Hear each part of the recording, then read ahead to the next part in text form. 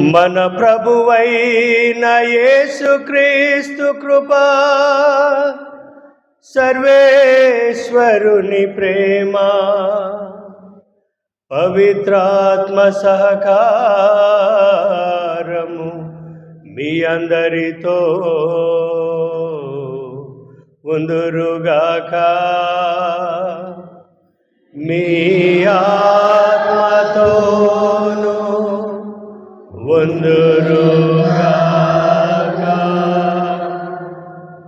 Praise the lord, praise the lord.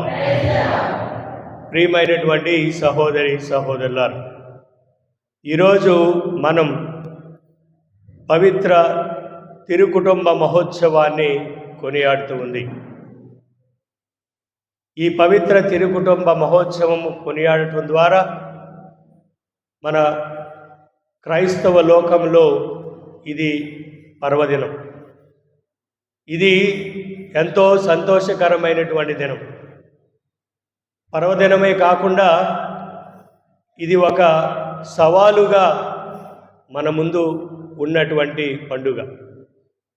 ఎందుకంటే ఈ పవిత్ర తిరుకుటుంబం ఏ విధంగా అయితే పవిత్రమైనటువంటి మనస్సులతో, పవిత్రమైనటువంటి విశ్వాసముతో, పవిత్రమైనటువంటి ప్రార్థనా జీవితాన్ని దేవునికి చిత్తానికి శిరసా వహించి ఏ విధంగా ఈ పవిత్ర కుటుంబం జీవించిందో, ఈ ఆధునిక ప్రపంచంలో ఉన్నటువంటి క్రైస్తవ లోకంలో ఉన్నటువంటి ప్రతి ఒక్క కుటుంబము ఈ విధముగా విశ్వాసపరమైనటువంటి, నమ్మకమైనటువంటి ప్రేమ, అనురాగాలు, సఖ్యత, సమాధానము, అదేవిధంగా ఓర్పు, సహనము కలిగినటువంటి కుటుంబాలుగా మనం ఉన్నట్లయితే, మన కుటుంబంలో సమాధానము, సఖ్యత, ప్రేమ, అనురాగాలు, ఆప్యాయతలు ఉన్నట్లయితే సమాజంలో కూడా ఉంటాయి.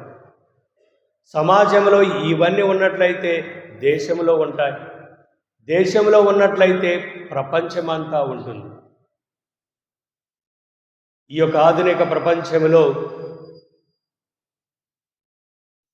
ప్రపంచమంతటా అనేకమైనటువంటి ఒత్తిళ్లకు, అనేకమైనటువంటి నాశనకరమైనటువంటి పద్ధతులకు ఈ యొక్క ప్రపంచము నడుస్తూ ఉన్నప్పుడు, ఈ పవిత్రమైనటువంటి కుటుంబంలో ఈ ప్రేమానురాగాలు ఉన్నట్లయితే మనం ప్రపంచాన్ని మార్చవచ్చు. మరి అటువంటి ప్రేమ, అనురాగాలు, సఖ్యత, సోదరభావం, కరుణ, ఓర్పు, సహనం, స్వార్థం విడనాడి ఒక పవిత్రమైనటువంటి కుటుంబాలుగా మనం జీవించాలంటే మన కుటుంబంలో ప్రార్థన ఉండాలి. కలిసి ప్రార్థించాలి, కలిసి దేవాలయానికి రావాలి, కలిసి దేవుని యొక్క వాక్యాన్ని ధ్యానించాలి, కలిసి దేవుని యొక్క ఈ దివ్య పట్టణాలు చదవాలి. ఏ కుటుంబం అయితే ప్రార్థన కలిగి జీవిస్తుందో ఆ కుటుంబము ఎన్ని ఒడిదుడుకులు వచ్చినా, ఎన్ని అవమానాలు వచ్చినా, ఎన్ని అవమాన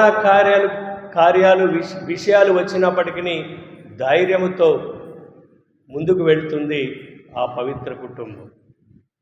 మరి అటువంటి ప్రార్థన కలిగినటువంటి కుటుంబంగా మనం జీవిస్తున్నామా? త్యాగము, ప్రేమ, అనురాగాలు, ఆప్యాయతలు మన కుటుంబాల్లో ఉన్నాయా? ఒకసారి మనల్ని మనం పరీక్షించుకుందాం. ఈ పవిత్ర తిరుకుటుంబంలో పవిత్రులుగా దేవుని యొక్క చిత్తాన్ని శిరసా వహించినటువంటి కుటుంబాలను, యేసు, మరియా, జోజప్పలను ప్రత్యేకంగా మన కుటుంబాలకి ఆహ్వానించుకుని ఈ యొక్క దివ్య బలి పూజలో మన కుటుంబాలను దీవించమని, మరి ముఖ్యంగా ఎవరి కుటుంబంలోతో ఒడిదుడుకులు, అవమానాలు,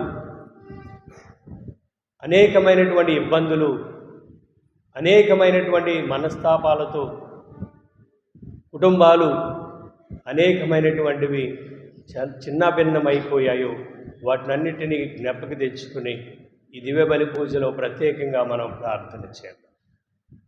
అటువంటి అనుగ్రహాలు ప్రభు మనకు దయచేయాలని కొన్ని నిమిషాలు మౌనంగా మన కుటుంబం కోసం, మనందరి కోసం ప్రార్థన చేద్దాం.